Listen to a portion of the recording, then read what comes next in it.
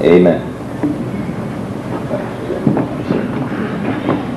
Thank you, Reverend Wigton. Now, before the meal is served, we want to recognize some special people who are way out in front to the rest of us in this struggle.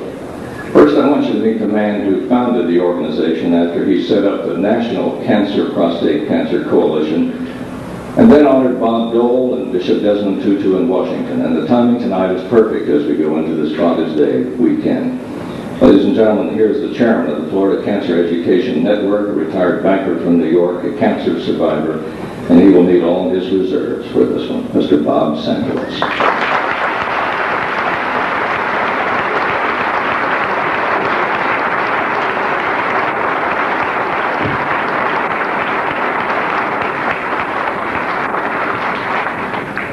Thank you very much. I jokingly said I now think I know what it feels like to give birth. This has been a very, very, very enlightening and wonderful experience. I thought that I had met most of the challenges when I started the National Prostate Cancer Coalition, which is a national organization. But indeed, as I come home here to my home state of Florida, there are even more challenges. I have to first of all thank the people who believed in this idea that the time was right for us to take prostate cancer out of the darkness and put it into the light and have people start talking about it. The time is right for the people who have survived this disease to become more proactive and start talking about it and becoming visible. Because we are the best messengers to bring the message to the public. Before I go, though, I think we have to take a moment and pause. And I would ask that we take a moment to remember something. And that is the reason that we're all here this evening. That is because yesterday, 110 men died of prostate cancer in this country. Today, another 110 men died of prostate cancer in this country. Tomorrow, another 110 men will die of prostate cancer.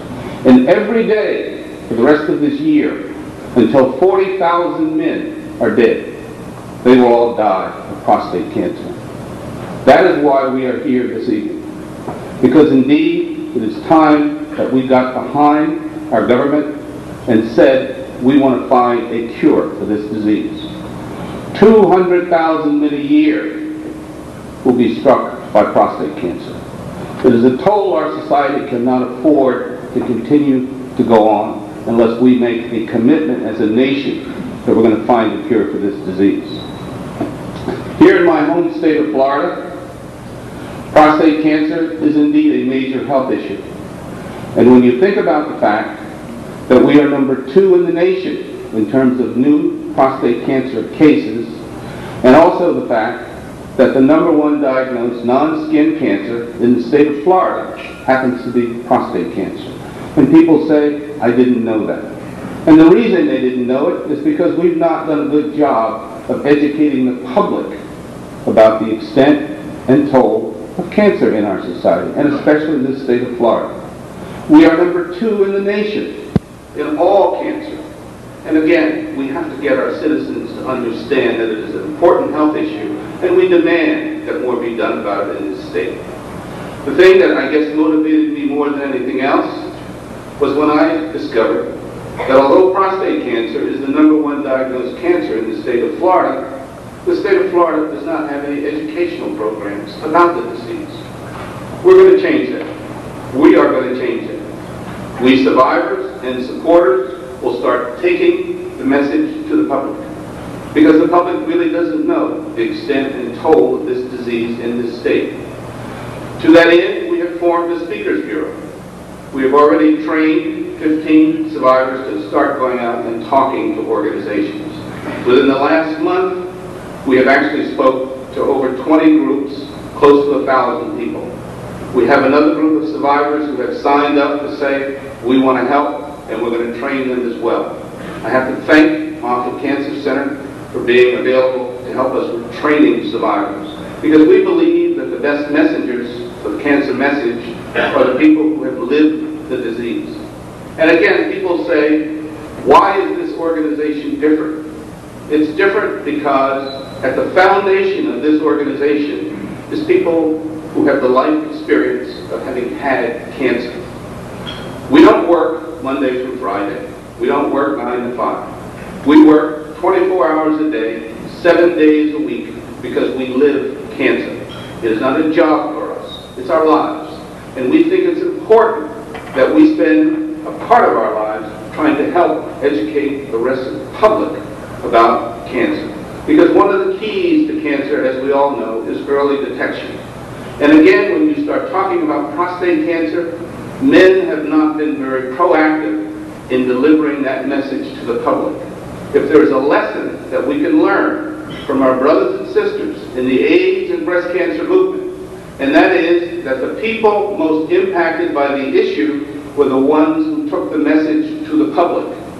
And you cannot depend on a third party to have the determination, the passion, and dedication for your health issue that you should have. So I say to all men, it's time that we spoke up. It's time that we become activists and started taking the prostate cancer message to the public.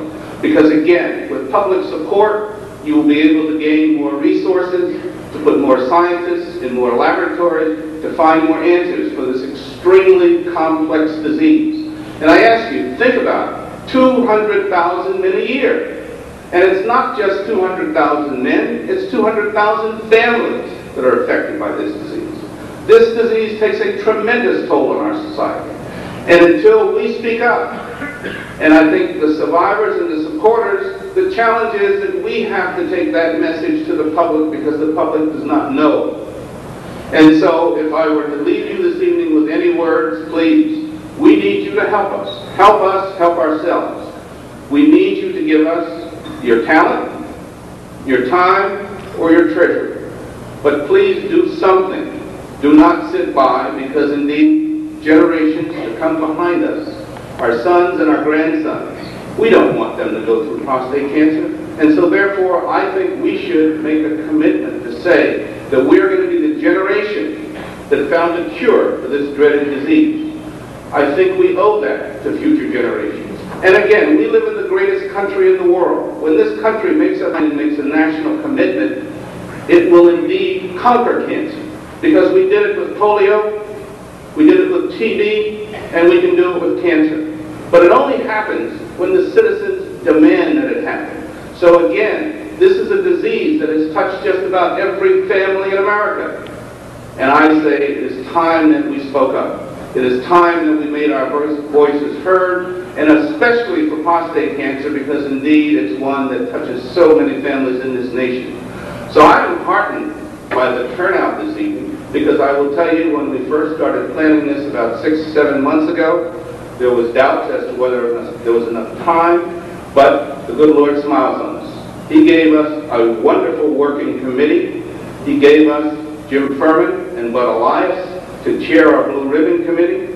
And I will say that Jim Furman, I thank you for being my friend and my supporter, because without this, I could not have done it. There are 2 other people that I have to acknowledge that have been my support in helping me in not only battling with the whole cancer issue, but in organizing events like this. First is my bride, Lily Samuels.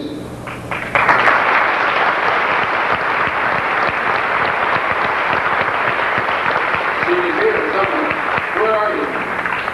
There she is.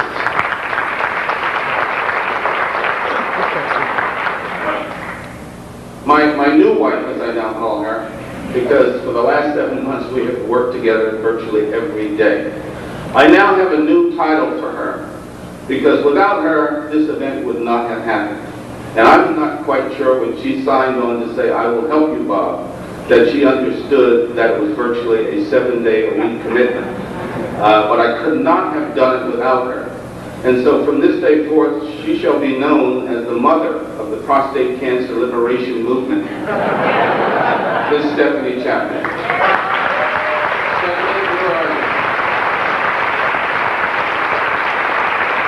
Stephanie, would you come up, please? Is she in the room? Come up front here, Stephanie, please.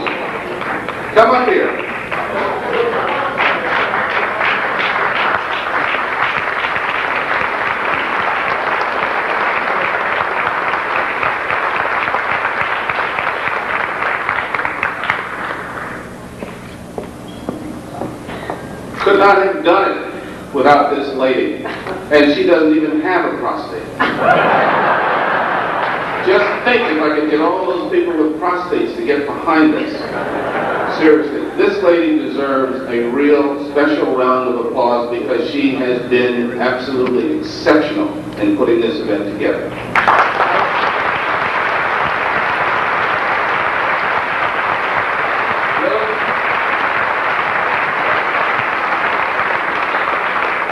We don't have any money, Stephanie, so therefore,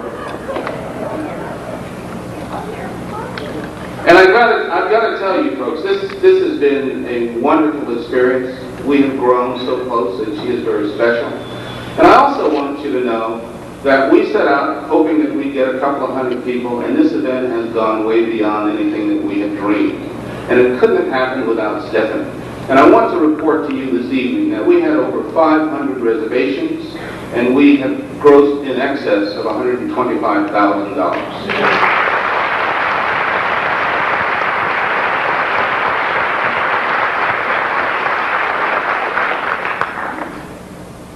My next duty is to salute someone we're going to give a Community Activist Award to. And it's an interesting story of about 4 years ago. I gave a talk in Orlando, and it was the American Cancer Society's Prostate Cancer Forum. And afterwards, a young lady came up to me and talked and said that we had 500 people at that forum.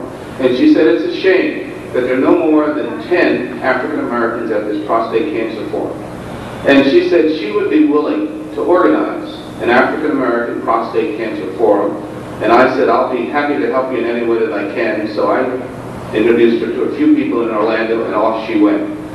Well, the first year that she did it, she had 250 African American men on a Saturday morning.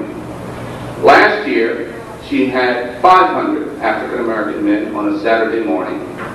This year, she had close to 1,000 African American men on a Saturday morning for prostate cancer workshop.